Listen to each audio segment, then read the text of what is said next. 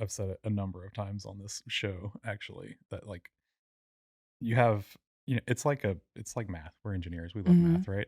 It's like the Love formula, math. it's like physics. The formulas are all the same. Mm-hmm. It's your bounding conditions are what change. And the Yeah. bounding conditions vary by industry, but the problems that you're solving with those formulas are generally speaking pretty much the same thing, right? It's or we need efficiencies operationally, Mm-hmm. or we need to increase revenue, or we need to cut costs. And then there's the people problems, and then there's operational problems, and then there's the technology and There data are problems. always people Right. problems. No, that's some of the best advice I ever got.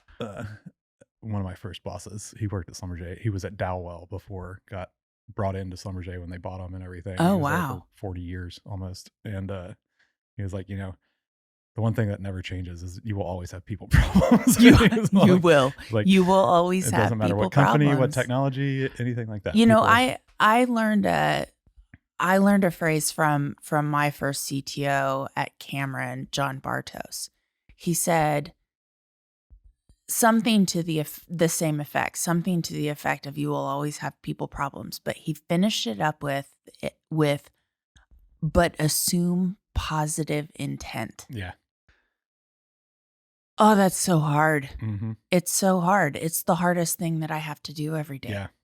But yes, you will always have people problems. No, that's even in really, really fantastic teams. yeah.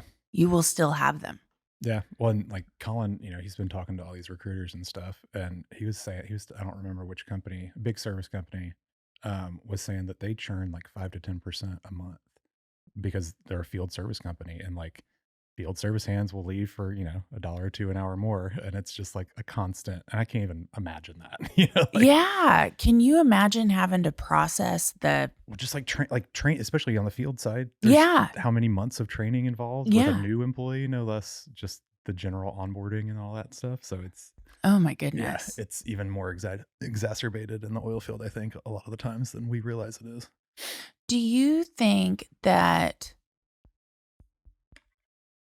maybe the other place that would see that much churn would be like a Silicon Valley? Potentially. I mean, depending on the company, right? Like, Right. Because I know that they have challenges Mhm. with entry level people staying for a year Yeah, and then leaving. moving on, just like we do. Yep, they want to get that Konica, that big Mhm. name on their resume or whoever it may be, and then go work for Yes. small private equity backed company. It's the same formula. I mean, Yeah. honestly, and a lot of times I think you're right. There are some notorious operators in our industry that Colin mentioned earlier, but when we were talking, that are very notorious for just like burnout on all Oh their yeah, employees, they and they just just chew run them into through the ground, and everybody. then it's like, well, you can stay or you can leave. It's completely up to you. And it's like, well, okay, I guess I'll leave. And it doesn't matter because people keep coming back because they've got a big name. And Yeah. so Yeah, though, I mean, you have to pick the culture that you are prepared to survive yeah.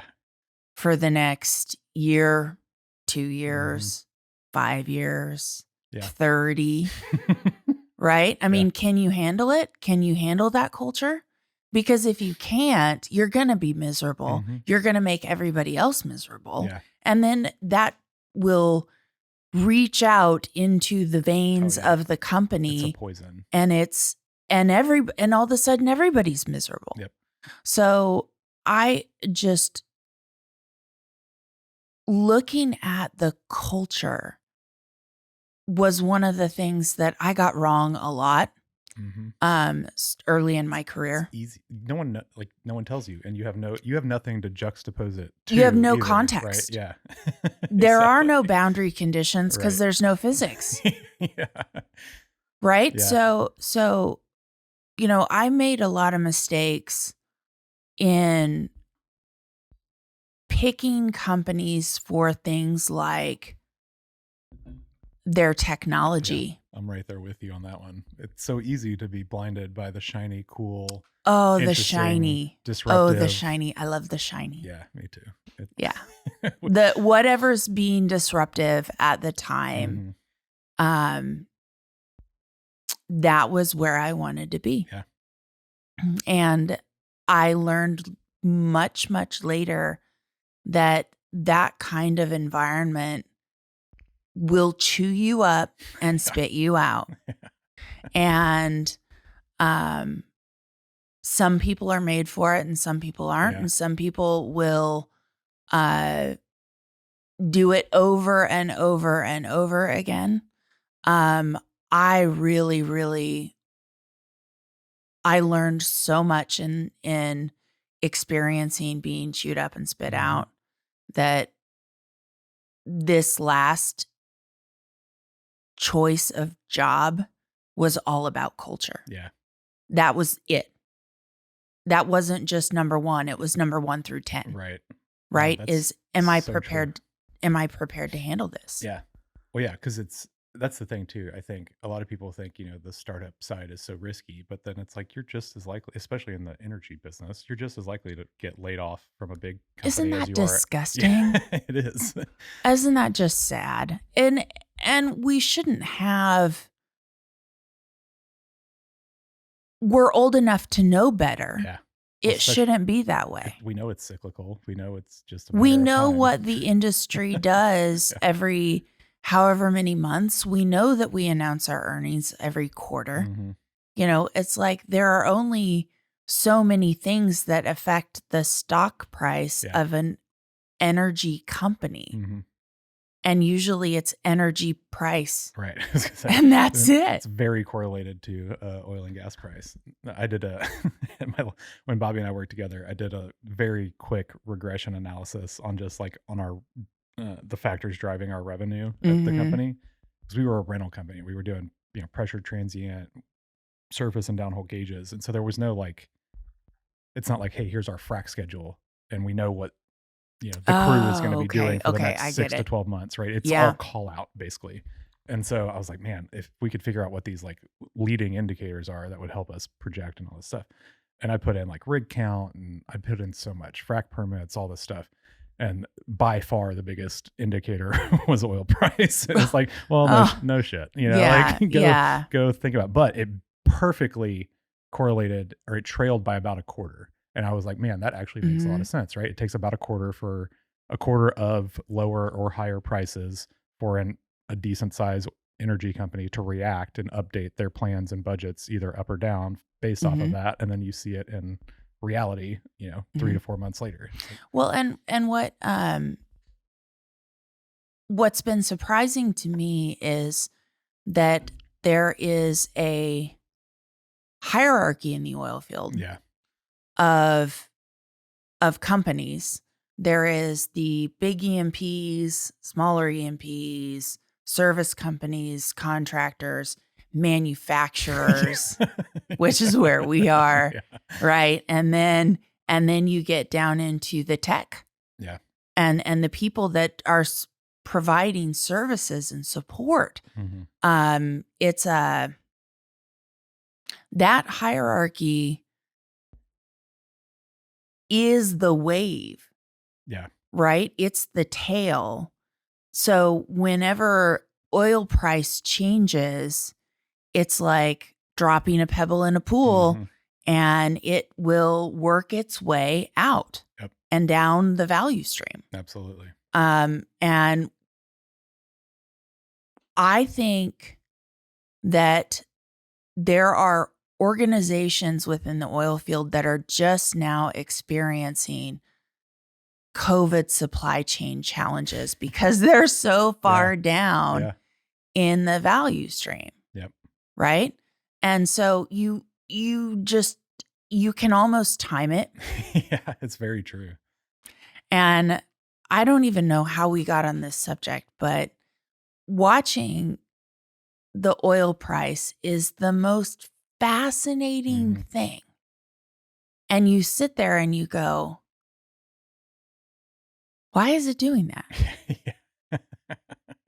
Is it supposed to be doing Mhm. that? Is somebody what? Yeah. And then you have um, people accused of you know, corruption and adjusting the Mhm. oil price. Yeah. Come on. Well, I mean, the whole way that just the financials around energy companies is set up is wild in the fact that your debt to equity ratio can change it will change every year based off what the average oil price is, and that's how you get that's how your finances are done, right? It's like, oh, Right. you Right. magically just lost all these reserves that you used to be able to loan against, and now you can't, or vice versa. Now you went from $1 billion loan to 2 billion because your assets doubled because the price of oil doubled, and it's like it's nuts, but Yes. it's Yes. no, Well, and what's really fascinating to me about oil prices are the thresholds at which projects become financially viable. yeah, That's just fascinating. At $85 a barrel, hmm it's like turn on these 5 projects, yeah, right? Because their right, business case was done. hmm Somebody had spent a whole heck of a lot of time on it. yeah. It was sitting on some director's desk waiting Waiting for for that the price. oil Yeah. price to get to Mhm. $85 a barrel, Yep. right? And it's fascinating to me to watch the different regions Yeah. of the oil field turn on Mhm. as the price goes up. I'm not saying the price is going to go up because I have no idea what it's going to Mhm. do, and I don't think anybody Yeah, else no knows one does. either. But um watching it is just Yeah, the craziest part of it, when I got my master's, I took a commodities trading class, and, the professor, Tom Sang, shout out to Tom, he's at TCU now, but, he started as a trader on the trading floor, and then he ended up doing, a lot of like hedging and stuff for midstream companies and all of that wow. throughout his career. And but he said something that was fascinating. They opened up commodities trading in the 80s as a reaction to the oil embargoes because OPEC had a literal monopoly on the oil price. And Mhm. so the way that you combat that is you open it up to global trading so that there's a globalized standardized price, right? Not one that's set by a cartel. And then, but now, whatever, 20, 30 years later, he said something to the effect of it was like 80 to 90% of oil futures are never taken possession of. So 80 to 90% of the trading that happens around oil and gas prices is just speculative, high frequency, algorithmic trading, making money just on on the volatility, nothing to do with the actual purpose of a future, which is I'm a midstream company or a refinery and I want to guarantee delivery of this product at this price in the future for the hedging stuff, right? And it's like, oh, so it's just all now it's manipulated by investment banks and Mhm. bots instead of Yes, by it's either a OPEC. person Right. Hmm. or a bot Well, and that's what makes or it a person behind a bot. right. That's what makes it so volatile too. When Mhm. it gets to certain thresholds, is you see these kind of like algorithmic waterfalls that Mhm. happen when if it drops below this price, then it just tanks for a Yes, short amount of time because the models or the algorithms everybody's are all following resetting. it. Yeah. It's like, how is that actually a true representation now of what the commodity is worth if it's not actually ever being exchanged? I don't know, and this is one of those reasons why I'm not an investment banker. I could never figure it out. I guess that's Trading is just so not. psychological that Mhm. and that's why they train bots to do it because bots don't have emotion. I'm genuinely like my experience in the last Bots 10 don't have years emotions. in the crypto space from this class, all this stuff, like it's true. Like Warren Buffett is so spot on.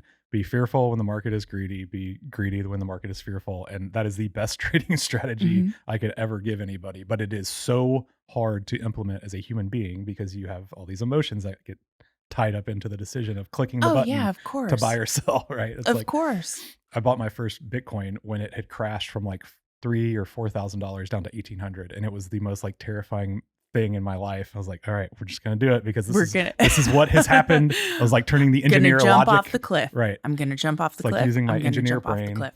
logic only, no Mhm. emotion, just do it. And yeah, it was a great decision, but it's like it was so hard to Good do at the moment, job. right? Like Yeah. it's a it's a wild space, but when we'll never forget him telling us that 80 to 90% of it was basically just people scraping Yeah. volatility, Right. right? Right. Like Right. it's Well, nuts. and what's interesting to me as a researcher is how the strategy changes. Yeah. Right? So it changes quarter to quarter. Absolutely. Right? And if we reported on a monthly basis, Right. it would change monthly. Yeah. Right? And I know that a lot of it is driven by investor sentiment, which, by the way, is something we should talk about because that has changed. Yeah. It has completely changed in the last 6 to 12 months. Mm-hmm. I'm seeing it, feeling it every day from our customers asking, well, do we really need to do this? Mm-hmm. Are you sure? Yeah. And what has changed is that there doesn't seem to be an artificially inflated ESG score for clean tech, green tech type projects. People are looking at the financials on those now, finally. People are looking at the financials on them. We are looking at the financials. In fact, we've been through everything. NOV has been through everything. They have evaluated every technology up to and including algae production. And looked at the business case. Yeah. Right? We had to. Right. We had to. We followed the investor sentiment, the guidance of our customers. We looked at everything. And there are certain things that you can make money off of. Mm-hmm. And I am super proud to say that NOV is making money off those things. And what we've done is we've really taken a look at how we react to the market space. Right. And I've got a management team for the first time in a long time who's actually taking a long view. That's God, I don't remember the name of the book, but it talks about like a growth mindset, an infinite mindset, Mm-hmm. or a short-term mindset, or I can't remember the other term he uses, but it's so fascinating when you look at, especially over the last 5 years with all the turmoil in the energy space and then all the ESG pressure, all the different political pressures, all Mm-hmm. that stuff. But at the end of the day, like you can really see where the like infinite game long-term growth companies are and who is just chasing the quarterly earnings calls to make sure that, their short-term profit looks good or whatever. And it's like, man, that literally only works for so long. Like that's the whole point of the book, right? Is that there's so many of these companies that have been faded into existence that were great companies because they took that short-term growth mindset. And whether it's their fault or their investor, that's one of my biggest issues with like private equity, generally speaking, is if they get in too early, they expect those annual year-over-year CAGR numbers to continue to go. And it's like, you can only do that for so long. Like, and even then, just because you're growing doesn't mean you're retaining customers, you're making them happy. It doesn't mean that that's going to keep happening for the next 5 years or whatever. And so you get all this pressure from private equities on the startups to grow at all costs, all this stuff. And it's like, well, I can't grow if my customers aren't happy. Like there's this fine line there. Yes. Mean viable product, right? Absolutely. I think when we look at the oil field, I think a lot of things are really starting to move in the right direction. Yeah. I mean, when we were in college, we weren't talking about anything that we talk about now. Yeah.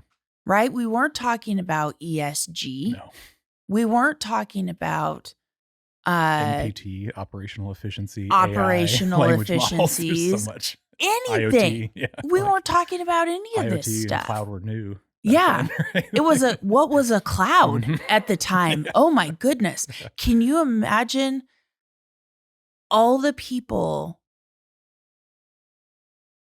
that didn't move to the cloud when they should have, and now they have like the pile of laptops in their office on the floor because that's where all the important pictures are. Yep. right? Yeah. And maybe some of it's on legal hold, Right. maybe it's not, Right. but it's In the like, My Docs folders on all these right, computers. right. Yeah. What this is where all the proposals are, Mm-hmm. Yeah. All the frac right? This is designs, where all of the post-job reports. all of the job reports. Yes. Yeah. This is where all of it is. It's in a filing cabinet Mm-hmm. in someone's desk as a laptop. Yeah. And it's In the form of a laptop. in a PDF too. So it's in the least usable format in the It's hardest in to the find worst place. format ever. And if you're, really, really lucky, you'll get a printout of the PDF that actually has the wet signature on it. Yeah. Right. Mhm. And those are the best documents we have. Yeah. Yeah. No, that's one of the things I found just like over my career that, I find myself being more lenient on the industry as I get older because, starting a company today versus starting one 20 years ago and then trying to compete on the same playing field is such a like unfair thing to try and do, Oh, right? oh man. Right? Like Yes. there's just tech debt just comes with age, hard stop. Like it doesn't matter what you're building on or what you're using. If you're not keeping up, then you're going to accumulate some kind of tech debt in some form or in capacity. And then that leads to, oh, well, I've got all this data, but it's all junk and on in PDFs on laptops. Right. So like I remember one of the first projects Bobby and I worked on when we were rolling out our real-time frac stuff. We met with a data scientist, and his first job was they assigned him to come up with like some ML models on the frac side. Well, in order to do that, he had to write his own ML model to go through and normalize the headers on all the 12 plus years of frac post job reports that they had because no. they had all the data. It's all in there's there. no way the headers would line up. No. The naming, that's what he was doing. He was updating so that the naming conventions were normalized. Because Schlumberger calls FR one thing and Halliburton calls it another thing and Baker calls it another thing for all of the chemicals, for all of the channels. Like if you've never thought about that, it is such a monster of a project to try and do. And there's thousands of data sets. When I was VP of engineering at Altronic, my 2-year stint in Ohio, we had filing cabinets of hand written documents, hand drawn things that all needed to be digitized. And they're sitting there going, we're going to hire a temp. She's going to scan the documents into this OCR, which is going to pass it off to this OCR, which is going to have to pass it off to this OCR. Yep. And we tried. We did attempt. It was the worst idea ever. It was just a waste of time. Yeah. Well, that's one of those things too that like I think a lot of people don't think about, especially talking about, the startup space and falling in love with the tech, is that like just because it's good tech or it's interesting or it has potential doesn't mean that all of the tools are there for it to actually take off and get adopted, right? Like I see that directly with all the AI ML stuff that we're seeing now, right? Like AI and ML has been around for decades, but we didn't have the compute resources or the data sets to be able to actually make it cost effective and useful. Right. And so it's we didn't have big data sets. Right. Like, exactly. Like real big data sets, like reservoir data is. Well, that's just like OCR is a perfect example of that, right? It's been around for a long time. Even now, it's good at some things. It still requires a lot of training and like consistency and all that stuff. But like the next iteration I see of that is what GPT is pushing with this computer vision type analysis, where it's like, hey, I've got actually a couple blogs pulled up in tabs on my browser right now about like, here's how to write some scripts to use GPT and the vision model to interact and basically extract the data from your PDFs instead of having to OCR it. It's just way better at being able to do that. And like, you can skip that's the interesting, OCR? Right? Potentially. I haven't played with it enough to recommend it one way or the other. But it's like, because that's the thing, like the language models, I've been super deep in that lately, getting all the data for our model. And a lot of the content that we've got is technical papers, books, articles, etc. And with all of that comes diagrams, graphs, tables, all of this Equations. stuff that are not natural language. Mm-hmm. And so it's like, okay, well, how do you figure out how to use that with the language models with the context? So it's like the language model, it's not magic. It's just contextualized search is the way I describe it to Right. the average person. So it's like, okay, it finds it in the book or on this page, and then it's referencing figure 2.2, and figure 2.2 is over here. Well, how do I make sure that as I'm scanning all this stuff in, it knows that this is figure 2.2, which is related to this piece of text, so that when it Right. returns an answer from that piece of text, it also returns the diagram equation, whatever it's referencing or whatever. So it's a lot. Oh There's a my lot on the back end goodness. of I that can't. that people aren't realizing. But one of the like hacks, workarounds for that is to contextualize it. So instead of Really? it being an income statement in a table, this is NOV's income statement for Q1 of 2023. Revenue is this, and then expenses is that you just literally put it into sentences, and now it's That's fascinating. referenceable to a certain Yeah. extent. But rebuilding a table from that is a lot trickier. Can as you well, so. imagine what kind of tools are going to be available next Oh, year? I know. That's the thing. Like I have no doubt in my mind that that will ultimately end up being the OCR of the future, is the way that Yes. how this evolves. It's either OCR paired with the computer vision, or it just all moves over to computer vision because compute is so much cheaper now. Like again, it's like they could have done this. Maybe we're going to be at the point where I can scan in Mhm. Yeah, no, I genuinely think like handwritten it's gonna operational reports. Mhm. My goodness. It's gonna be interesting, very interesting. So, What do you think's going to happen with AI? in I what want to know what in you what think. context? In the context of, I would say what the layman is using AI for, your just Mhm. your basic No, I mean, I think in the short term, GPT-4. in the short term, and this is, as with any technology, is dependent on any kind of new radical step change Mhm. coming along the way that we don't know about. But I genuinely think in the short term, it is an augmentation. It's a dramatic augmentation of the productivity of not just the productivity, but the capabilities of a worker as well, right? Like Mhm. I can read code, I can, piece together some Python scripts, but I'm not the person to sit down from zero and be able to write a full-on script from nothing. Now, I'm literally Mhm. scraping, doing all this ETL, I'm doing all this scripting and stuff that is being generated by language models. Like I'm not generating most of the code that we use today, which is wild. Literally That is could not have done crazy. that a year ago. No, there's Especially at no the way. speed Not that a year ago. especially at the rate that we're moving. Mhm. That's the thing. So I think it's an accelerant, really. Mhm.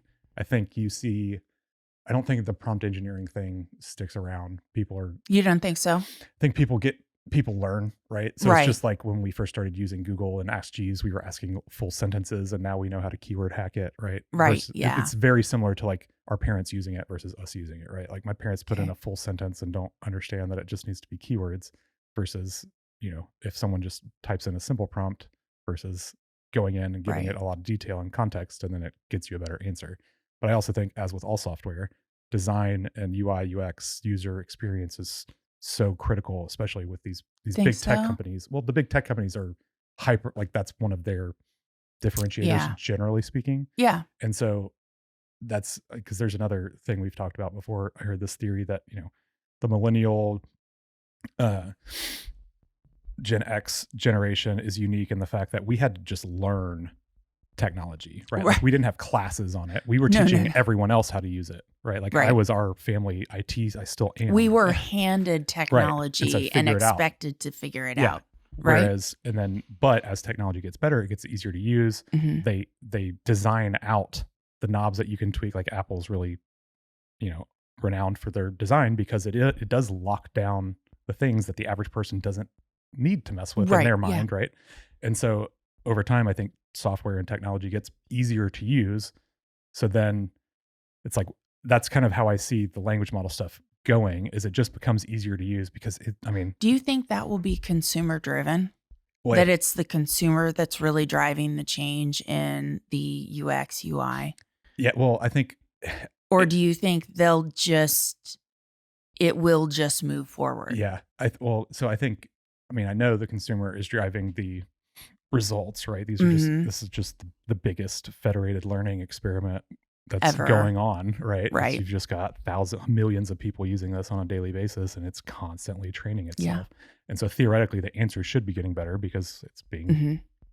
crowdsourced knowledge. But it's I could also see. I mean, even just looking at GPT, right? When they first came out, you had to pick which model you were using. Mhm. Like they had the coding model or whatever data interpreter was separate from the main model. Now they're all Oh, in one, yeah. right? So Now it's it's all in one. progressing, which made sense. Like if you think about it from the Right. AI ML side, where it's like, okay, this model does this very specific thing, and it's not going to work if they just try and use it as a normal Right. language model. So I need to make it separate so that it's being trained specifically on the things that it's supposed to do. And so, yeah, I don't know. Even with the GPTs, right? Like they're making it as easy as possible for you to be able to set up a RAG model to just be able to look at your own Oh, stuff. it's so incredibly easy, and It's very developer friendly, it's even for it's super us, right? Like friendly. And I'm not yeah, exactly. I Like mean, I had it's not a like highly technical thing. C plus plus or whatever it was in school, and I learned Fortran 77 in grad school, Yeah, because if you can't do it in Fortran, it's not. shouldn't be doing it.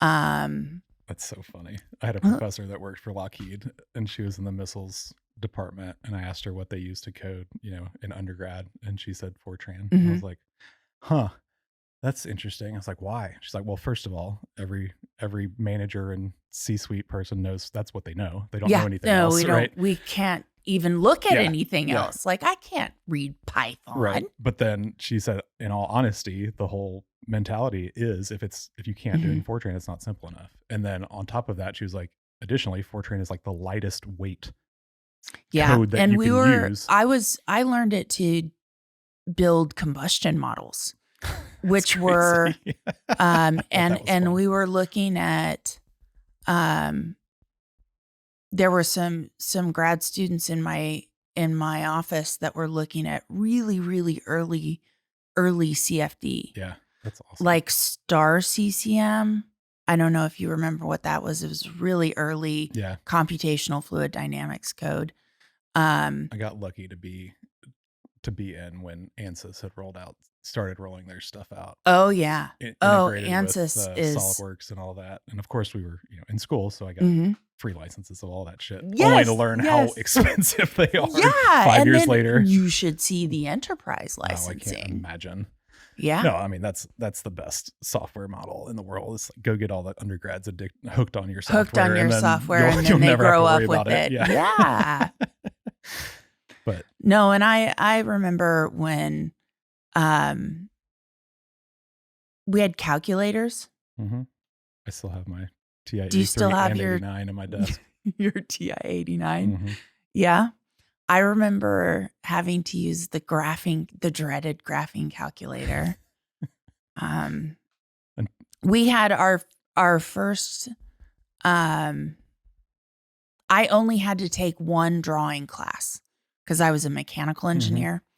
The first half of it was hand drawing ISOs. Yeah, all the ISOs and free body diagrams and all that fun stuff. Yeah. Yeah.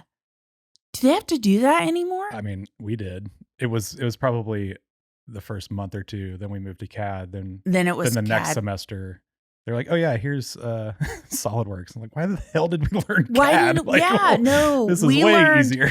we learned Pro E.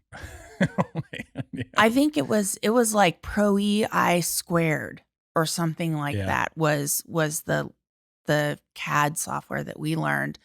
And then all the civil engineers had to go learn Mhm. AutoCAD on top of that. I'm sure there were other ones at the time, but I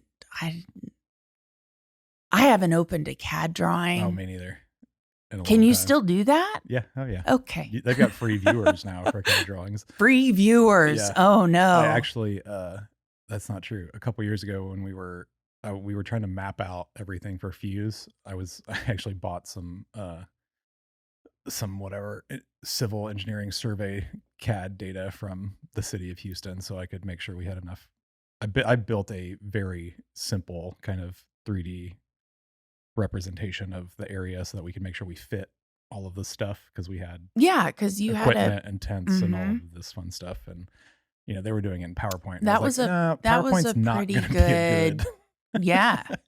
I really want, like, I'd still love to find a cheap way to go in and like 3D model the space with like a camera or something so that we just have a digital twin of it so that we can just move shit around and mess with the layouts and all that stuff. But they've got very good 2D stuff that for like event planners that Mhm. can do all that. You literally just import the floor plan PDF and it I gives you was a gonna nice say, CAD can't you I diagram of mean, it. you do that on houses. Yeah. Anytime you list a Hmm. house anymore, at Right. least. Yeah. Um, certainly you could do it for an event Oh yeah. space. No. That would be Well, yeah, that just would be a imagine being able to super like have fun a 3D project fly that through. you don't have time for. Exactly. Exactly. No, And that's why we never did it because it was just going to be a time suck. But yeah. it, Yeah, you just can't man, that's one. Prioritizing projects. let's talk about that because that's especially in the startup space. We were Oh talking about man. how easy it is to get chewed up and spit out. Mhm. That's why I put startup masochist in my profile Right. on LinkedIn. Sarah, I came home one day and Sarah asked me, she's like, "Why do you like startup? Like, what do you like about the riskiness or the Mhm. vulnerability and like the volatility of a startup?" And she's like, "Do you just like hate stability or like what is wrong with you?" I was Yes. like, "I guess I'm just a masochist," and that's where that stemmed from. So I think one thing that I think that all startup people have in common is almost a little bit of a chip on their shoulder, 1000%. right? We all do Hmm. at some point. It's just whether or not How much that motivates you? yeah, whether or not it is a motivator, Yeah, right? It Colin may has or that may Twitter not. post up in our office because he and I are both fueled Yeah, yeah. by doubters. And I So and I don't think I mean, I think it is what it is. I yeah. don't think it's good or bad. Mhm. I think that we just all react in the, you know what, I'm going to do it Mhm. and I'm going to do it better than everybody Yeah. else does way. Yeah, tell me that I can't do something is the fastest way to motivate me Mhm. to prove you wrong, Yes. hands down. Yes. And this is why um I think I keep coming back to venture, Yeah. right? Because you would think I would be done with venture capital by now. But it just there's something about it that just pulls you in. Just well, It's and the people are so yeah, phenomenal. I think that's another like comment like personality trait Mhm. commonality is like always striving to grow and be that growth mindset of like I want to surround my people with people that are smart or myself with people that are smarter than me so I can learn Yes. from them and continue Yes. to keep progressing and growing my network and my knowledge and my understanding of everything. I think we are the first of a generation of people that that understand that you have to collaborate to grow, Yeah. right? And we are the ones because I say that too. I want to be surrounded by people that are smarter than I Yeah. am because that's the only way you grow, Yeah. right? Back to culture. Hmm. Are you willing to hang around these people for however Right. many hours a day? Yeah. Um and that culture is really really hard to find. Hmm. It's hard to even evaluate from the outside And too initially, right? it's Like hard to know whether or not yeah. it's real or not, Yep. but I have found that that culture lives in startups Yeah. mostly. Yeah. It can live in other places. I think NOV is unique Hmm. um, in that there is uh, a real motivation and kind of just tenacity Yeah. about these wonderful, wonderful people. Um, But I think that's what gets me excited about Yeah. startups too. No, absolutely. That's like working at HiveCell, that was a big kind of, I was still selling into oil and gas, but that was Mhm.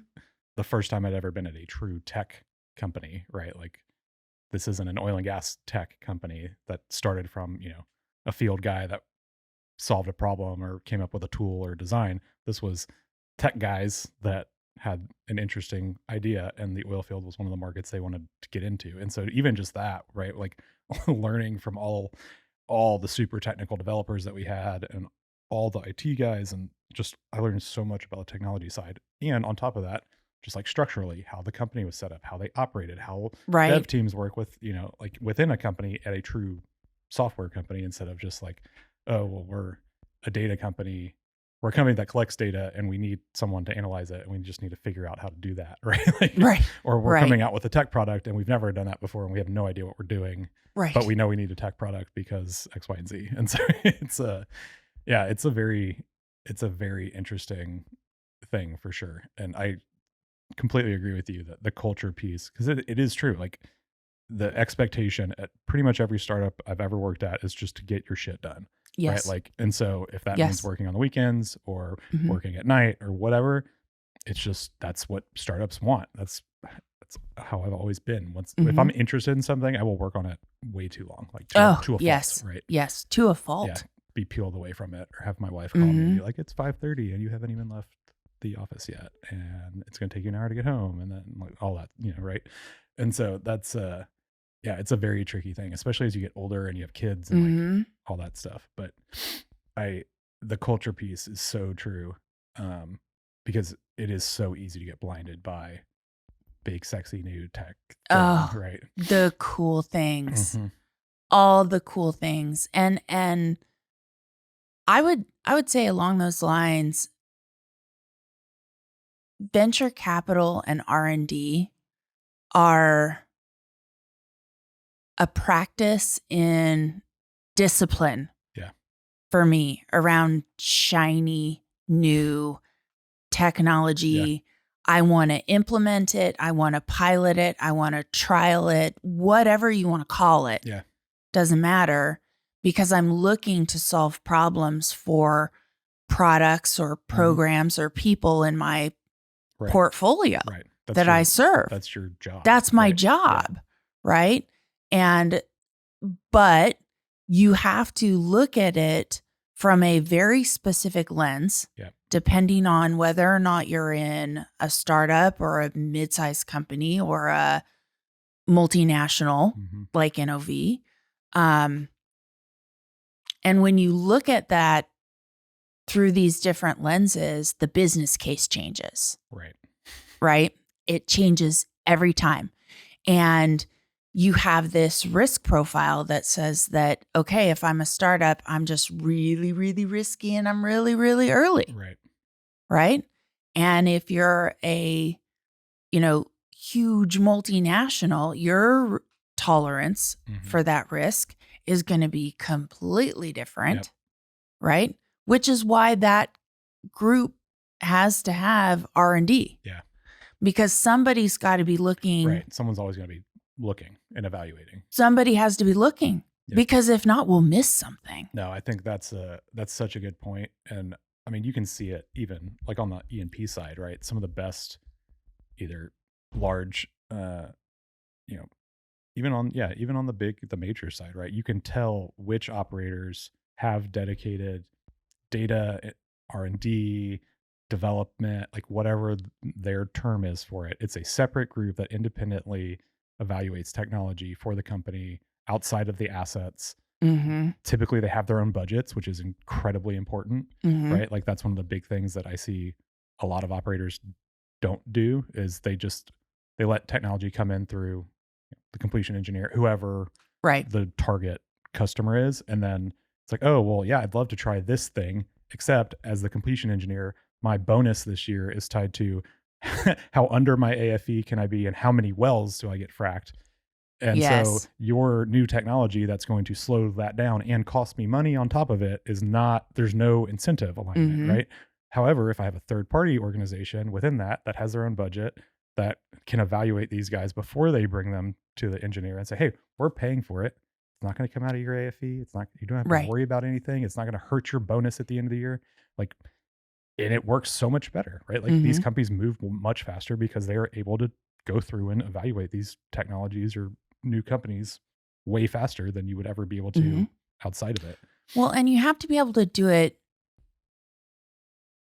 At least what I have discovered along my journey is that you have to be able to have a method or a process by which you Right. can evaluate enough opportunities that you can start getting some hits. Yeah. Right? It's almost like you just have to have enough shots on goal. Yeah. That you see a large enough grouping Right. of new technologies that you can even pick out the one Yep. that you want to pilot with, or the two Right. that you're going to write checks to for non-dilutive R&D funding, right? Or whatever, or however you do it. What we do is a conventional business case. Yeah. Really, it's no different than pitching a product within an engineering group. Yeah. That's right? very true. That's very, very true. Coming from the product side, when I first got into product, that's essentially what my job was, right? Okay, here's the 3 things we want to look at from a new products perspective. Build out a business, basically business plans for each of them, evaluate the markets, figure out, generally what we think we could charge, what it's going to cost, all the operation, all of that, and then present it, and then the company will pick and move forward off of that, right? Like, it makes a lot of sense to do that.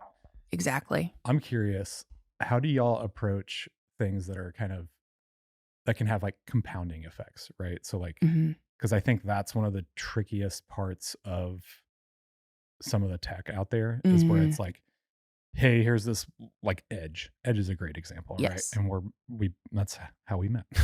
So, but like, Edge is one of those where it's like you might have a very small, narrow use case of whatever. Like, we're going to automate the drill bit. Like, it's not a small, narrow use case, but let's just pretend that it is. Okay, so you've got that one very specific thing, but then it's like, oh, well, if we can successfully implement that, there's all this other stuff that we could layer on top of it that actually makes the ROI on that infinitely better but the hard part is getting that initial thing out there, whatever it may be. If it's software, hardware, it doesn't matter. The hardest part is getting that initial one out there and testing it. And even if it is like, okay, well, this breaks even, it's like, well, that doesn't look great from a business model perspective, but it's like, oh, but then once look it's at there, all these other things. right? Yeah. The incremental or marginal cost of deploying additional stuff on top of that is next to nothing, theoretically. And then, so like I'm very curious because that's such a like tricky thing, right? Like some tech is very like, it's this downhole tool that does this very specific thing and it's going to save us X, Y, and Z, like very clear. Yes. Others, it's like, well, you can do all kinds of stuff, right? It's like Salesforce or like these big platforms. You can do all kinds of stuff with it. We're actually looking at a cross-company center of excellence right now for AI in NOV. And the reason that I bring this up is that this is going to be the first time that we've really, really had to look hard at something that is going to have those crazy compound effects.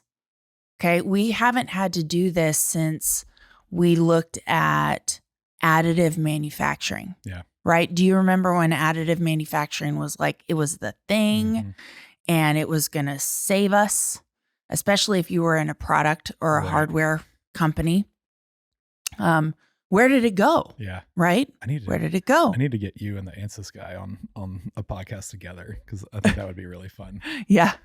We had a fun conversation about just like the future of that, right? Like the possibilities of additive. The possibilities of additive. Materials and all of that stuff. And like, one of the things we talked about on that I find fascinating is it's like, okay, you design, the human designs the part, whatever, but then you give it to the model and the model goes and optimizes and the part so that optimizes it's it. literally the minimal amount Yes. of material and time and all this stuff. And it's like, whoa. And Like, the minimal amount of machining and right, intervention It and understands the labor logistics by around. the human that's Yeah. next to it. Yep. Yeah. It's fascinating. We had our simulation and data analytics, maybe I got that wrong, and data science forum at NOV, and it's sponsored by my team, the guys that work for me under a guy named Ali Marsban. Mhm. And that group is there's two silos. The first silo is a simulation group that does a bunch of CFD and a bunch Mhm. of FEA. And the other side of the group is the data science group. And they're really focused on AI, generative AI, all of the fun things that we'll talk about in a second. But those teams put on this forum, and ANSYS came, Microsoft Mhm. came, AWS came. I Yeah. mean, I was just blown away by who we're working with right Right. now on these challenges. Yeah. And what was really interesting to me is the ANSYS guy showed the new optimization software, and it just Yeah. it just blew my mind. It was insane. Yeah.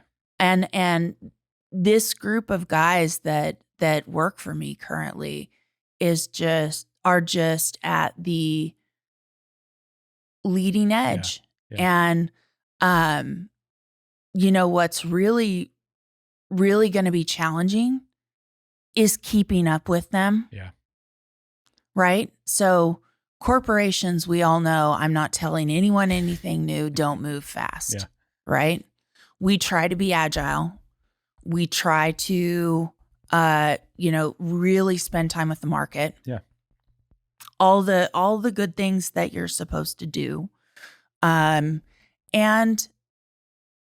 sometimes we're late to the party. Yeah. Right? Well, but I think that's one of those things that, like, I just through experience, through books and stuff like that, like, you learn that they're based off the size of the company, how long they've been established, all of these factors. The companies fit into, it's just like people, right? They fit Mhm. into psychological profiles, right? The bigger they Right. are, the more money they have, the more likely it is that they're not going to be a first adopter. They're going to wait to see what the market Mhm. likes. And it's Crossing the Chasm. It's literally a book all about it, right? Like, it's Right. such a great book because of that. It just breaks down how that works, right? How Mm-hmm. technology adoption works based off the consumer, even though it's not a consumer, it's an enterprise, Mhm. based off the enterprise behavior and their risk profile, essentially, right? Right. And so, like, I think people say, and I did it too. Like, they say those things in a bad way, but the older I get, the more I realize, like, it is what it is. No, It's not a bad the thing. It that's, just is. that they fit in that box and that's where they live. And you just Yeah. have to approach it that way. And where I like to sit, where I like to be sitting is at an intersection Yeah. between a startup, Mm-hmm. a big enterprise like NOV, and the investor community. Yeah. Right? Because, and I haven't seen a lot of models that really do this, but there's a guy named Neil Murthy that has a thesis on this, that if you can make sure that the investment community and the enterprise and the startup are all doing what they need to do, it's his thesis is more complex than I'm making it sound, but if you can allow them to do what they do best, Right. that's when the magic happens. Yeah. Right. And that's the thing, right? Is it's like, as a startup, you need to understand that, hey, I don't have all the resources, but the biggest advantage I have is I can move quickly and I can try Mhm. new shit. And if it doesn't work, guess what? Mhm. It doesn't destroy the company. I can learn that. I can And learn that don't it's not going to forget, work. you can partner. Right. Don't forget you can partner. Yeah. I mean, R&D at NOV is built on partnerships. Yeah. I think And not collaboration. Not enough people realize that there are these options out there, Mhm. right? Like, for the longest time I worked here, I had no idea that Chevron has their IoT testing lab literally 100 feet away from my desk. And it's like, They do? you can come in and Wow. no one knows about it. I don't know Right. why Maybe no it's one talks supposed to about be it. secret. It's not. Oh, Like okay. they literally invite people to come test their IoT. They've got like 3 or 4 different satellite comm systems set up in the back that are testing stuff. It's Oh, awesome. wow. Yeah, it's like a full-on test I had bench. no idea. Red Hat helps with different stuff. Like there's so much. And it's Mhm. just like, that's why DW is here, is to tell people about all these Right. things that we do that we are terrible at talking about as an industry, right? Like, but yeah, like people sleep on that. And that's one of the Mhm. hardest things I feel like, especially on the operational technology side, right? It's like, got this idea for a side pocket mandrel or a downhole, a plug or a downhole Mhm. tool or a gauge or whatever. And it's like, okay, well, you can design all you want. You can put it through all your CFD and all your models, but now you have to find the initial customer to go test it on their well or a test well Right. somewhere, right? And like, Right. I feel like I wish there was more, just because I come from the field side, that I wish there was like an easier way or like a better opportunity. Like if someone just had a P&A well that they could donate to a company or to Mhm. whoever, that they could go test all this stuff on, or a field Mhm. that would needed to be P&A'd. And so you could do all kinds of different stuff and it's not a high risk thing, right? So I completely agree with you. We make it way too hard. Well, it's We're like, making it you way get, too you hard to see both sides of it, prototype. though. We're making it way too hard to trial and test and pilot new technologies in energy. Well, but like, I don't know that there's like an easy solution, But right? I 'Cause don't the risk is so know. high. There's so much risk. I like to say, you know, everybody's got to go home with 10 Mhm. fingers and 10 toes every night. Yep. This isn't McDonald's. This isn't Walmart. Yeah. Remember where you work. Yep. Right? Yep. So there's so much risk, but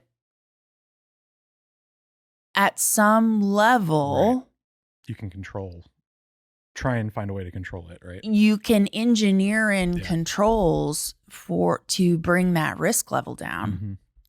Mhm. But if you can't engineer in controls to bring that risk level down, in my experience, wait it out. Yep. Because there will be something that comes along, like additive manufacturing, Yep. that will help solve whatever problem that you have come across that's keeping you from prototyping and testing in the field. Right.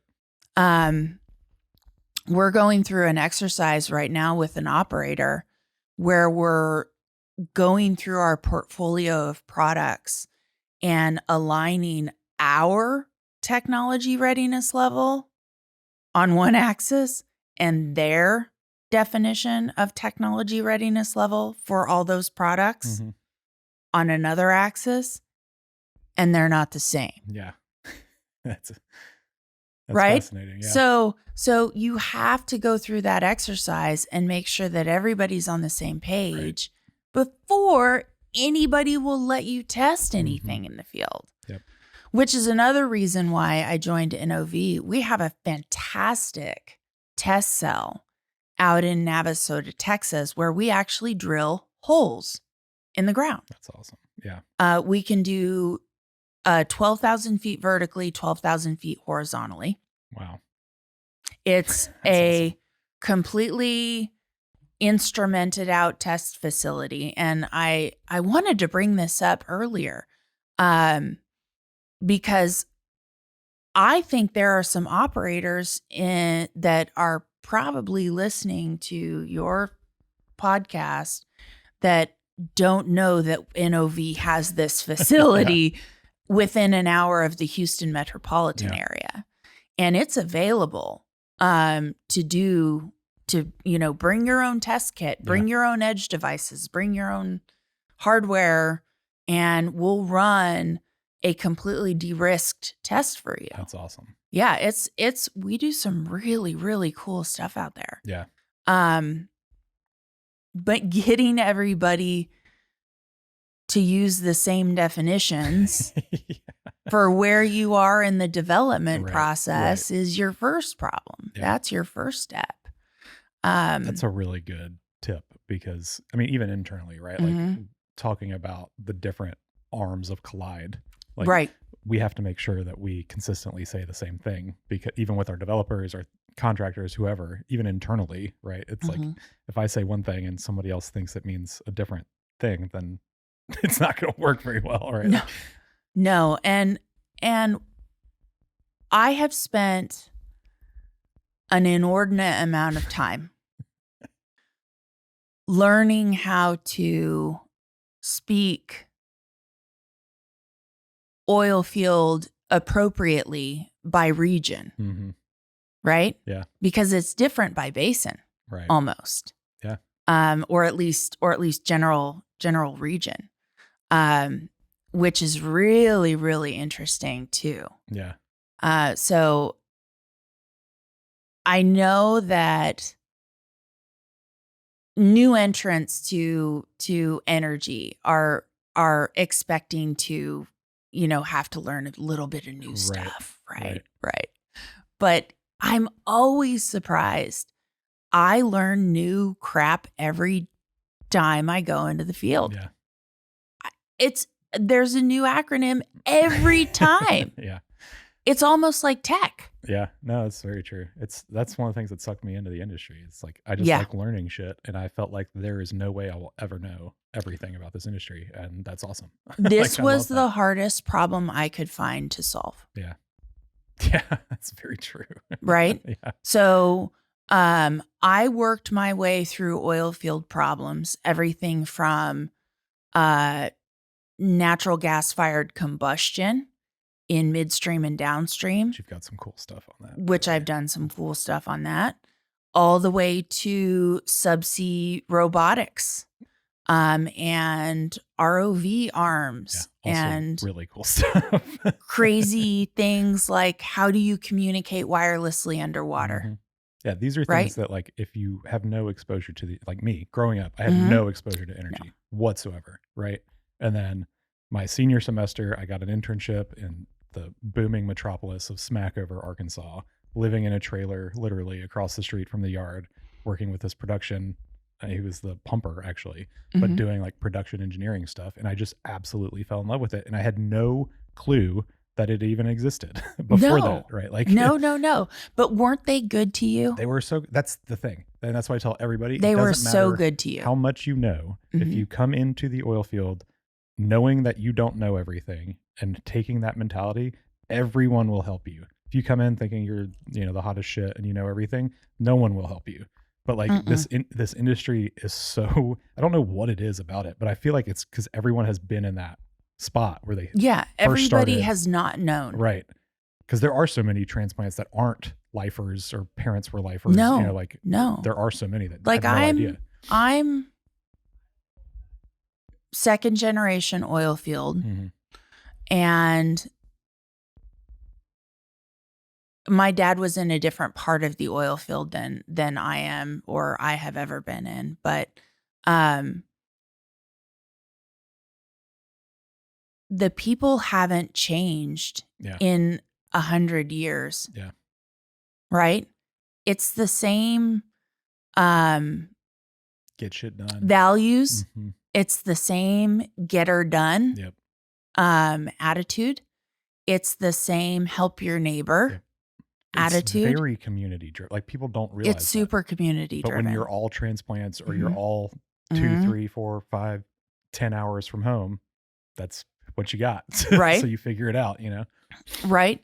And learning to live in an oil field world and an oil field town is just fascinating to Yeah. me, right? Because everybody's so nice. Mhm.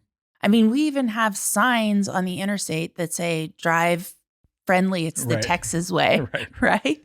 Yeah. Everybody around here is so nice. Mhm. And it's because of this core energy industry Yeah.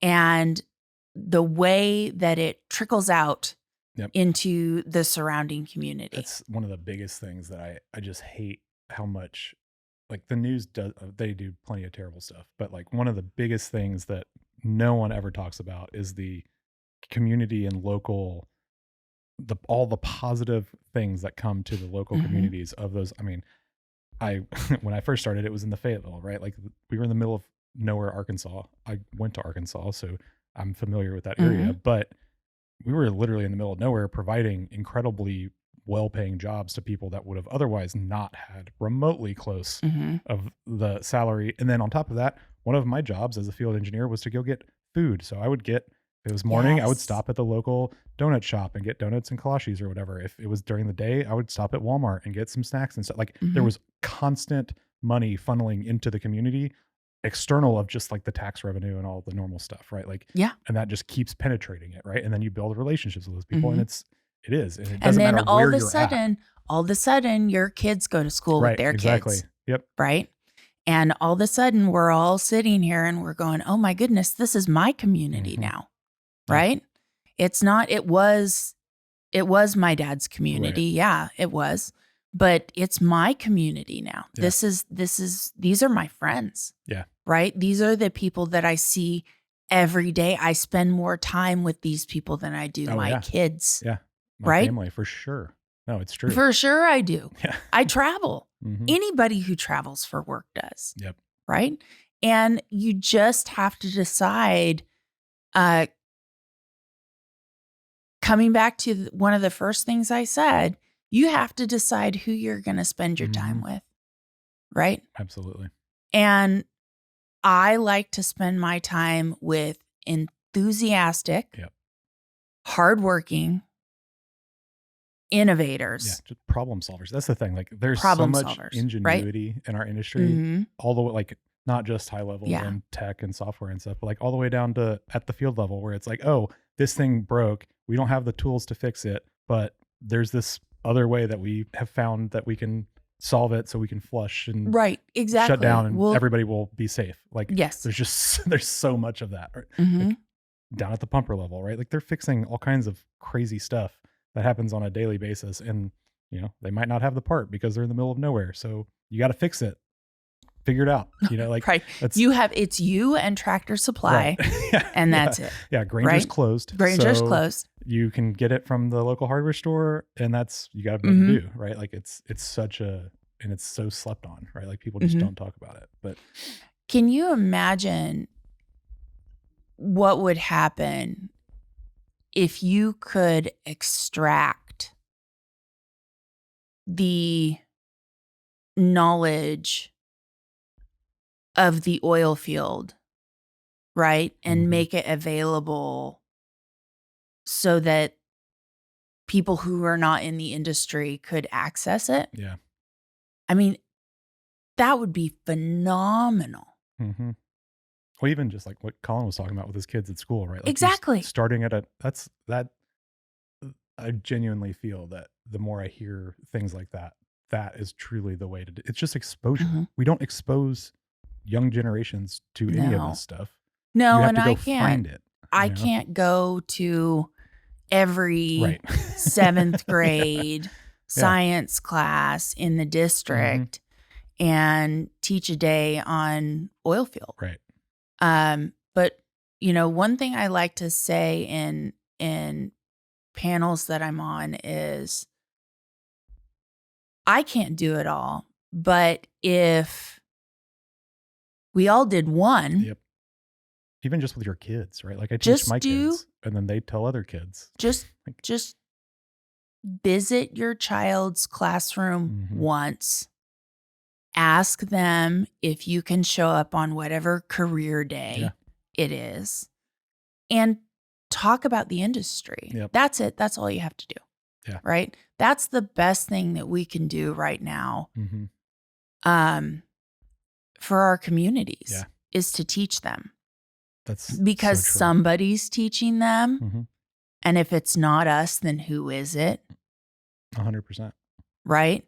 And we don't want to move backwards. No. We want to move the industry forwards. Yeah. I don't know anybody who doesn't want to do that, Yep. right? Can you imagine I don't know who would have this number, but all of the giving that happens out of oil and gas companies and employees into things like United Way, Right. into I community was gonna say there's so much sponsorships of community stuff. softball tournaments Yeah. and Little league teams and yeah, cookouts NOV and sponsors Derricks and Diamonds every year. It's a softball tournament. All the money that comes in from the clay shoots. Yep. Right? Can you imagine the world without that money coming in? Well, that's the other, like, people think they immediately associate if you're in oil and gas, then you don't give a shit about the environment or your community or anything else. And it's like, to me, it's very similar to like hunting, where it's like everyone thinks hunters are these like bloodthirsty people when a large majority of hunters are like conservationists and love nature and want to keep it healthy and the way it is and not allow, that's literally like hunting on public lands. They set aside public lands so that people could hunt on them, so that there is no development on them, so that it stays natural. It's supposed to stay that way. It's the same thing, I feel like, in the energy space, right? It's like, and most of us are stewards of the community that like we're working in these fields where we live. So it's like, yes, it is in our backyard. It's not, there's plenty of overseas stuff and all that, but like a lot of it is literally in your backyard, and these people live in these places every day and they care just like you care because you live there. Right? Like, they're not out there doing malicious stuff. They're volunteering, they're developing their communities, they're, spending time, helping people out. It's just an incredible group of people. It would be interesting to know if you could compare industries, right? If you could compare industries and fundraising for charities across industries, what would that look like? Yeah, that's a good. I have no idea. That's a good. I have no idea. One. I mean, I suspect that energy would be up there somewhere. Yeah, it's like a percent of the TAM. That would be, right? That would be. Wouldn't really that be a really interesting metric? Yeah, I think so. I don't know. So if we look at the energy industry and we look at just this one final thing, and we look at innovation right now as a discipline, I still think we're underfunding it. Oh, 100%. Until enterprises quit looking at data and IT and tech as a cost center and not a revenue optimizer. You're one of those guys. 1,000%. Really? Well, it not necessarily like hard and fast like that, but having that like mentality that the whole point of computers when they were invented was to automate the mundane tasks that humans suck at. And there are so many of those that still happen on a daily basis, being done in Excel, in PDFs, wherever. Vendor setup. Like there's so much. There's so much. Just field invoicing. Like don't even get me going on that rabbit hole. There's just so much wasted. Like, and that's what I say a lot. Like people think that you have to come in with like this big radical innovative thing. And it's like, it doesn't have, there's so much low hanging fruit where it's like, if you can just automate the way that this data goes through an Excel workflow or, whatever, like there's direct, immediate, like very clear impact, and it's easier to sell than it is where it's like, hey, here's this edge thing and you can do all kinds of stuff, but you don't have any of that now and you got to figure it out. Right. And then we have no idea what the potential ROI is going to be because no one has ever done it. No one's ever done it before. We don't know how much it costs. We don't know how much it's going to cost. Right. We don't know how much it should cost.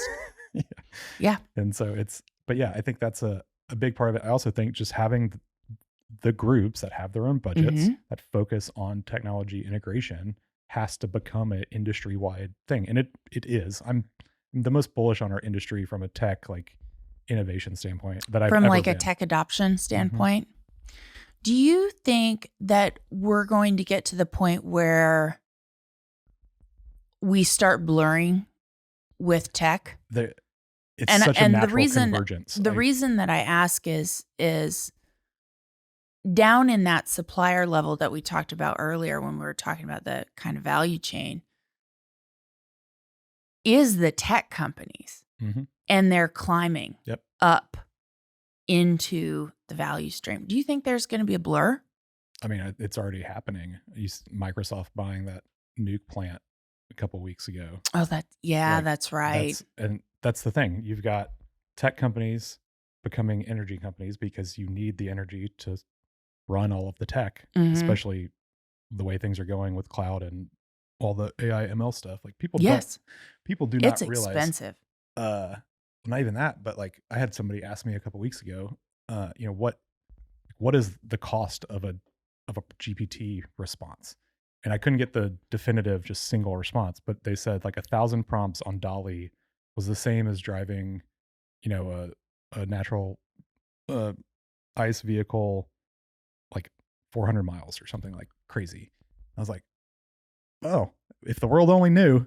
My goodness. Wow. And so like how many millions of prompts are happening a day? Right. And so like there is this hidden demand that is not being taken into account on the electricity supply. Yeah, I want to know whose scope 3 emissions those are. Yeah. And so that's the thing. Like, so these energy or these tech companies, if they can control, just like every big company, if you can vertically control your supply chain, and integrate it, then you're doing pretty good typically, right? It's a good business model, right? That's why all the super majors integrated at one point in time and still have it. Some don't, but it's some do, in fact. Yeah. And so it's an interesting thing. And then you see the energy companies where it's like, oh, well, we're literally just flaring, we're burning all of our excess stuff that we could be selling, right? It's costing us money now. We could be selling it to Bitcoin miners, to data centers, whoever. And so, okay, cost center plus negative ESG or revenue pro ESG, like ESG checkbox. Yes. That makes a lot of sense to me. And also,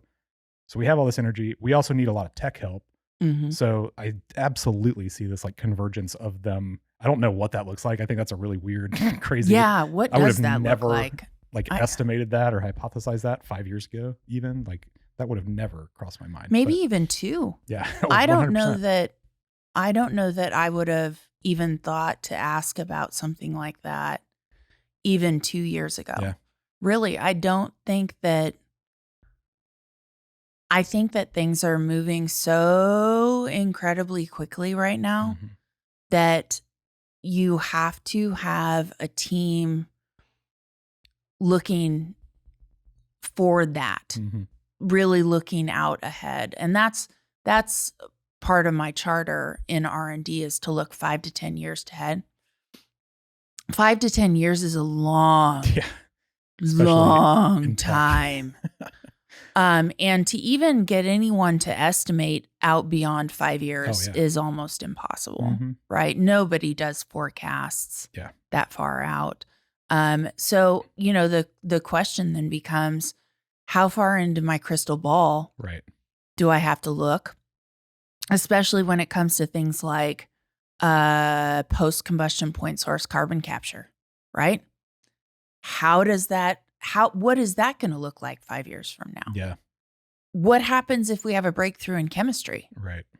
Right? And the chemicals don't cost $700 per ton of CO2, right? What if, and the carbon credit level is $80 a ton. So I literally have to bring the cost of that chemistry and delivering that chemistry all the way down below $100 a ton of CO2. Yeah. Can I do that in 5 years? Right. Who knows? I have no idea. Yeah. But we're going to try it. Yeah, we're going to figure it out. Right? And, getting the opportunity to peek outside of an engineering role, because I started as an engineer just like everybody else did, right? And now I have this opportunity to get outside of engineering, look at tech, look at new processes, Right. new ways of doing things, new methods. That's a pretty special Yeah. opportunity to have. And I don't think a lot of people get to do that Yeah. in their daily jobs. I hope that everybody gets the opportunity to someday, because it means that we've automated Right. all the dumb stuff that Yeah. you were having to do, Right. So you can actually use your brain. Yeah. I think that we're going to see a huge change in the profile of the people that energy companies hire 1,000%. in the next year. I don't know what it looks like beyond that. Yeah. But I'm hiring data scientists. Mm-hmm. That's what we're looking for right now. Yeah. And we can't find enough of them. Yep. Right? You can never find enough of what you need at that moment in time. When you need it. Yeah. When you need it. Of course not, because everybody else needs it too. Yeah, life wouldn't be fun if that was the No. case. It'd be too easy. Exactly. You and I would be in different industries if that would the case. It'd be too easy. We're too much of masochists. We don't like easy things. No. I have always picked the hardest problem. In fact, I have some friends that worked at NASA in their robotics group. And I argue with them about what's harder, space or subsea. Oh, I would say subsea is harder. Agree. I think it's harder. Yeah. What is their argument? Like, your formulas are already done for you. It's all in a vacuum. Like, that's the easiest possible math it's all you could in a do vacuum, for physics. and you have an external power source. Right. Yeah. Constant. External. Mostly constant. Yeah, a constant external power source. Yeah. What could possibly be easier? Yeah. Right. You also can have literally map pretty much everything that's happening. Yeah. Around where you're going. Like the fact that, I don't remember which one it was. I saw something about how it's the one that is now past Pluto. That's just like going forever. Just forever. Yeah. Okay. And I think it's got, some pretty cool cameras and all kinds of sensors and stuff on it. But, like the trajectory of that was like, they sent it out. I don't remember if it hit like Jupiter. It caught somebody's moon's orbit and did a slingshot to accelerate it to get it all the way out there because they couldn't get enough power. And it's like the fact that you can just back all of that out with some generally straightforward math versus, well, what's 10 feet over left or right no from my idea. wellbore? That's 5,000 feet away vertically and another 10,000 feet away, or what, that's 20 plus 30,000 feet away from me. Right. Exactly. And I have no way of seeing any of that. I can't see it. Yeah. I'm not really sure where it is. No, we think we know where we left it. Yeah. Well, that's the craziest part. Like, I genuinely think we don't give ourselves enough credit for just like how truly remarkable the fact that we can make money doing what we do today, knowing as little about what is actually happening in real time with everything downhole as we do. It's truly amazing. It's insane. Our data transmission standard says 1 hertz. Yeah. Right? Yeah. Can you imagine waiting a second? And you have to, because that's as fast as your data moves downhole. Yeah. Right. We can go faster now, a lot faster. Things are the technology is developing. The transmission capability is developing. That's the thing. People don't think about, having worked for a company that did downhole gauges and tools. They don't think about, okay, well, this thing has to go down there with a battery because there's really no good power solutions at the moment for downhole tools, unless you're going to strap it to the back of casing, which now you're really expensive. And then there's this whole other series of risks that come along with that. It's like, okay, well, you have to buy the tool, but then if it breaks, it's just gone. So sorry, like that's it's not a good solution in my mind. So we need to keep innovating there. But it's like, okay, so you have these battery constraints and limitations. Oh yeah, by the way, it's also 400 degrees and at 8,000 PSI, 10,000 PSI, whatever. Yes. So now all of the normal functions of your equipment are completely different because you have your PVT, you've got all your different charts. And so guess what? Batteries degrade way faster when they're put up to higher temperatures. So now there's a whole nother, like there's so many variables. So many layers. And just, many and layers. it goes so deep. And so it's like, yeah, it's truly remarkable the amount of stuff that we can do. Just the fact that we can see the things that we can see and what we do know downhole today is fascinating. Just the fact that we can follow a predetermined path while drilling through granite, drilling through granite 10,000 miles away, 10,000 feet vertically, miles, feet, however many thousands of feet horizontally, drilling through granite. It's the technology deployment in oil and gas is insane. And the subject matter expertise that sits around in trailers all day is just out of this world. It's so true. People think that, oh, well, they're in the field, they don't know anything. They're in the field. Like, no, those guys know everything. They know way more about all that than you do. It's yes. And if you don't spend time with them in the field, you're going to miss something. At a minimum, you'll miss the voice of the customer. Right? How else are you going to get customer data?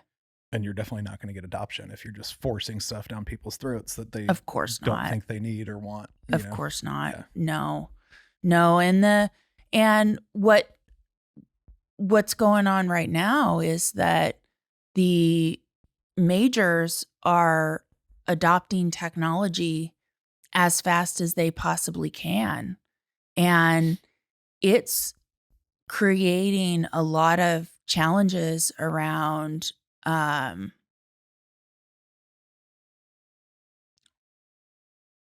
backwards compatibility from legacy systems, right? I mean, that's always a problem in any system. But when I say that, I mean hardware wise, I mean software wise, I mean even people wise, right? Like, people wise, right? Process wise, method wise. I mean, that was what I was doing. Part of that internship I was talking about with the pumper, I was implementing their digital echo meter at the time because they were still using paper and shotgun blanks or whatever. And so it's like I thought it would be easy because the software was relatively straightforward and I did all the setup and stuff.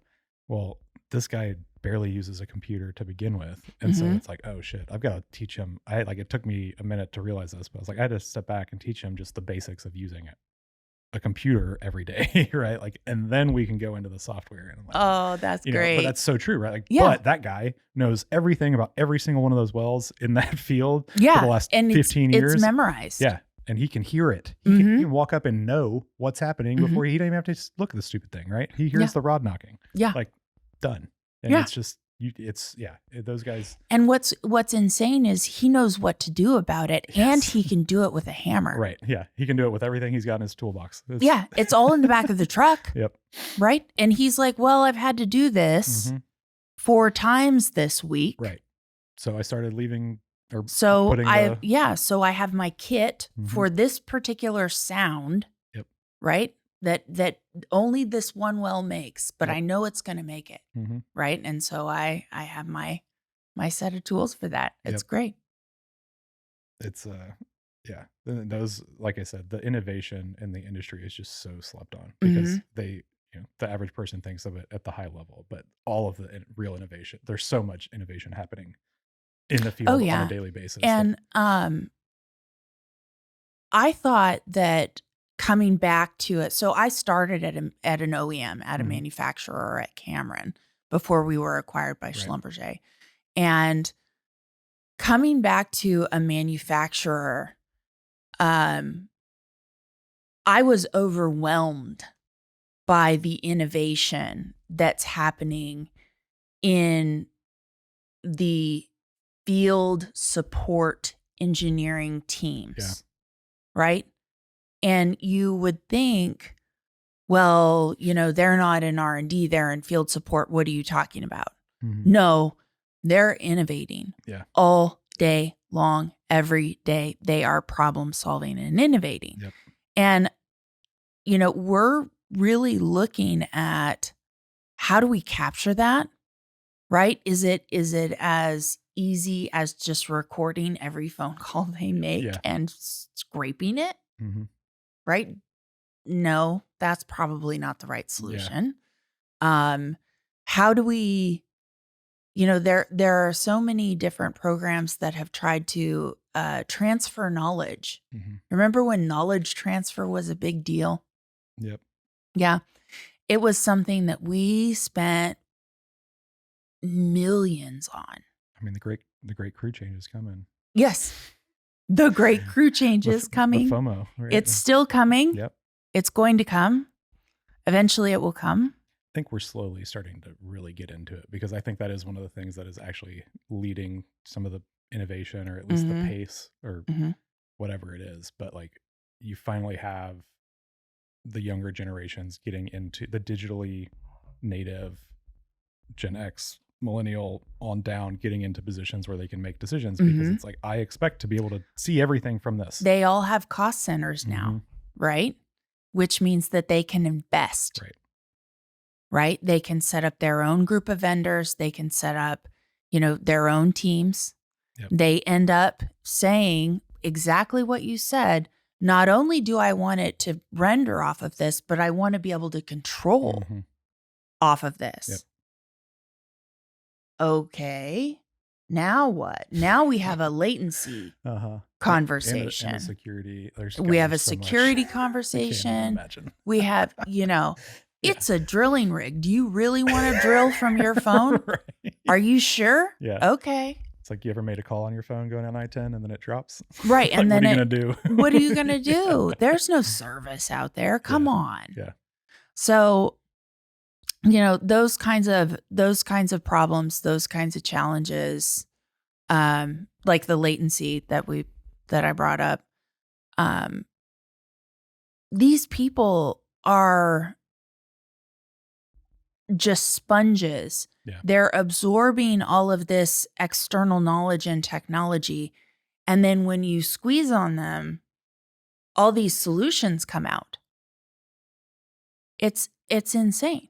Yeah. No, I think it's such a, I don't know. I feel like I'm big on like human incentive. Right? Just like, if humans are always incentivized by something, right? That changes. It can be the same, whatever. But like, when you think about a normal person that does the same job every day, is going to try and find ways to make that job as easy as they possibly can. Yes. Inherently, like a large majority of the time. And so I learned that my first internship was working for this manufacturing company. We actually were making wind turbine blades. It was fascinating. But one of my jobs as the intern was to, we were measuring everything, stopwatches, the whole, full 5S, Six Sigma stuff. But I learned very quickly that by talking to the people whose process I was trying to optimize for, I would get all of the things that they had already tried, all of the things that they tried that didn't work, that did work. And you're also building the buy-in, because you're working directly with them instead of forcing it down their throat. And it's like, I came with a few ideas, and I didn't even have to ask him. He, like, one of the guys was like, oh no, first I did this, and then that didn't really work because of X, Y, and Z. And it's like, it saves you so much time if you just go talk to the people that do it every day. Just go ask. Yeah. Literally. Yeah. But people sleep on that so much, right? It's like, if you're doing anything every day, all day, for weeks, years on end, you have inherently tried to optimize something of it, because humans don't like boring, monotonous, repetitive work, right? Like, no. That's why we make computers. No, that's what computers are for. Right. And you end up with, I have met some naysayers who have said, it's how I've always done it. That's how you're displacing me. Yeah. You're going to replace me. And, my response is always something to the effect of, no, we're freeing you. Right. There's we're so much freeing your brain. You know so much. Yeah. You know so much. I need you to think. Yeah. I need your brain. Yeah. I need you spending more times on those things that computer can't do. I don't need you, Googling random things to put in a report. Right. That someone randomly will never look at and is never going to read. Yeah. Right. Yep. And they're going to PDF it and print it and wet sign it and scan it. Mm-hmm. So it's all fuzzy and you can't OCR it. Right. It's so frustrating. Yep. But we want them, at the end of the day, I want the people that work with me, work for me, work Mm-hmm. next to me to enjoy it. Yep. Right? Is there a better, more happy worker than one that's empowered to I don't innovate? know. I don't think You know, so. like- I haven't found one. And it's funny because it all loops back to the start of the conversation, Mhm. culture, right? Like, Culture. It's so true. If you can have that culture on the ground, from the ground all the way up, Mhm. like it will dramatically change so many things. Ryan Rice was on here talking about, his company, which basically spun out of EQT, but it was, they gamified like pumping for the pumpers in the field, and they made a little leaderboard, right? And Wow. he said the response was absolutely amazing at, like these, old gray-haired guys, but now it's a competition. But they're And competitive. they're super competitive. And oh, so they wow. like dramatically, just, it doesn't have to be, again, it doesn't have to be this new crazy innovative thing. Just giving people insight into what they're doing and where they're at and where everybody else is at can just empower them. Right? Yes. Yes. It's motivation. Motivation. Absolutely. Right. And I think that was what I think a lot of people lost their motivation in early 2020, Mm-hmm. right? They lost their motivation. It was, it was all horrible. It was going to be the end of the world, Yeah. right? And then we all started coming back and realizing the connections I think that we had all missed, being at home for however long we were. And that has created this groundswell of innovative and entrepreneurial juices that are flowing through everybody right now. It's almost like